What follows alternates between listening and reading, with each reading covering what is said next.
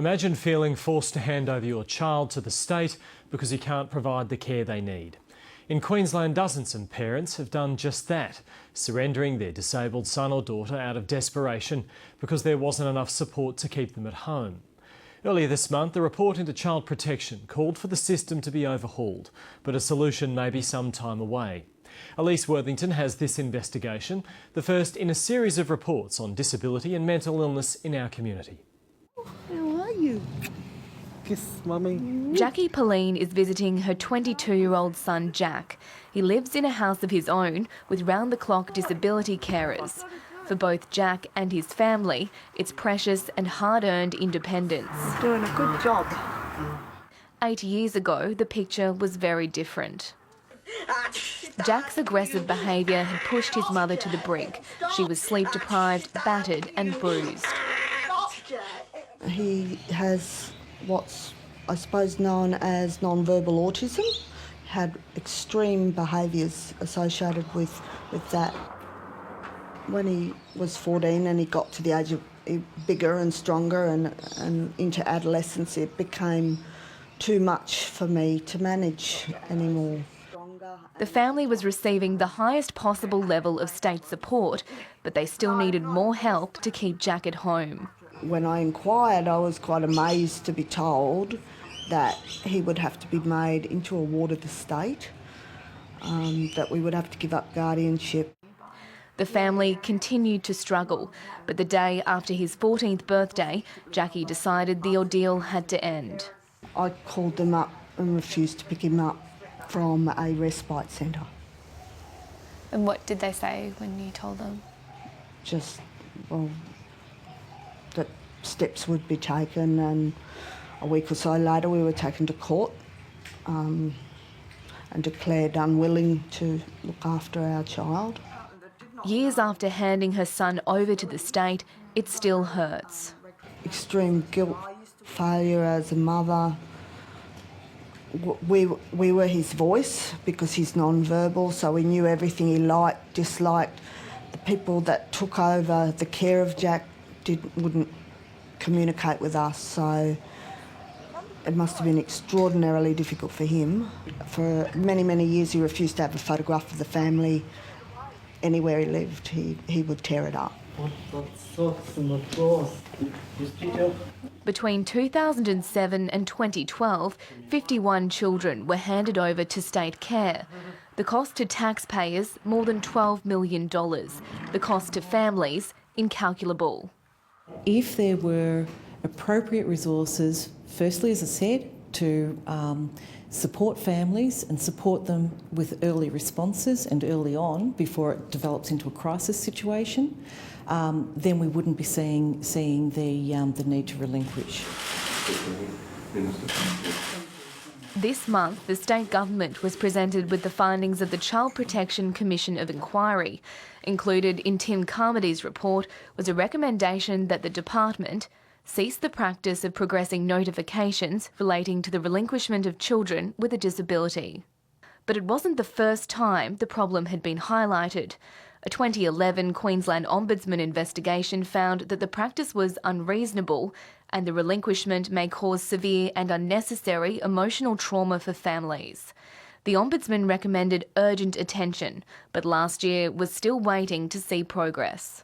There will be circumstances because of the different types of disabilities, the range of disabilities that these young people have, that their families are dealing with, will require different support services. But there was a practice in the past where relinquishment was spoken about much earlier. We are certainly about trying to keep the family together.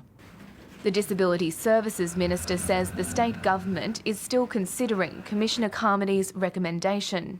We wanted this to be looked at. We knew that it was a bit of an issue, the interface between child safety and disability services, and that was, a recommendation was made by the Commissioner, so we'll be considering that. Professor Karen Nankervis is one of the first researchers in the country to study the effects of relinquishment on families. She says a greater range of support should be available without relinquishment, including long-term out-of-home care. What we also see though is that after a while, after that child's been settled into a new accommodation setting, about 60% of them are reporting that they do have a better quality of life and they think that their child is more settled and has a better quality of life as well. But many parents just want more help to keep their kids at home. Sarah Carter-Murray's 7-year-old son Christian needs 24-hour care. He has a chromosomal disorder that requires regular IV medication as well as non-verbal autism. When he is in pain, it's very difficult to look after. It's very difficult to look after him. He can't express himself. He self-harms, he scratches at his face, he smashes his legs, he gets covered in bruises. Very distressing. Hello, sweetheart. How are you? Looking after Christian's tough enough, but Sarah also has 7 other children under her roof. 4 have an autism spectrum disorder. And for much of Christian's life, the family has been surviving on emergency funding. It had to be reapplied for every 15 days. I often call it the 15-day future. We then had our funding extended for 6 months. So that was good. It was better than 15 days, but it still was. It's a terrible burden to not have any sort of understanding or security about the future.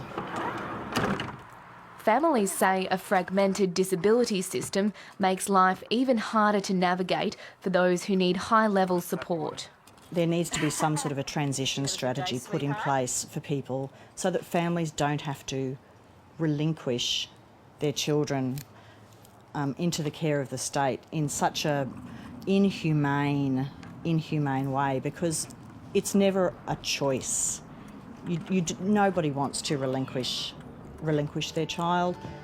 Nobody wants to. Queensland, I'm Karina Carvalho. People with disabilities and their support groups have described it as a triumph and life-changing. With today's agreement, we reach the stage where almost 90% of Australians are going to be covered by disability care. Offering hope in the distance is the much-anticipated National Disability Insurance Scheme. It's the light at the end of the tunnel for those families. You know, this has been a decades-long problem with the failure of all states, including Queensland, to provide adequate support and funding and services. But in Queensland, the NDIS doesn't start rolling out until July 2016 and won't be fully in place till 2019. If the NDIS is, say, 6 years down the track, if we're not going in there with early responses now, those children are 6 years older. We know that the best way to work with people who are engaging in challenging behaviour is to get in there early.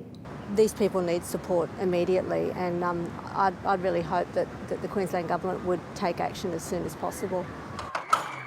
Want to come in? While nothing can make up for the time Jackie Pauline lost with her son, she hopes other parents may yet be spared her heartbreaking decision. It's wrong. Their only crime is they've got a child with a disability.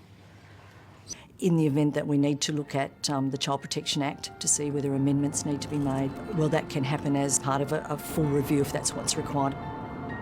In the meantime, just getting by can be a superhuman effort. Unfortunately, there are a lot of families, not just myself, but there are a lot of families that need the help now. They're not able to wait until 2016. And the state government says it will respond to the Child Protection Inquiry's recommendations in the coming months.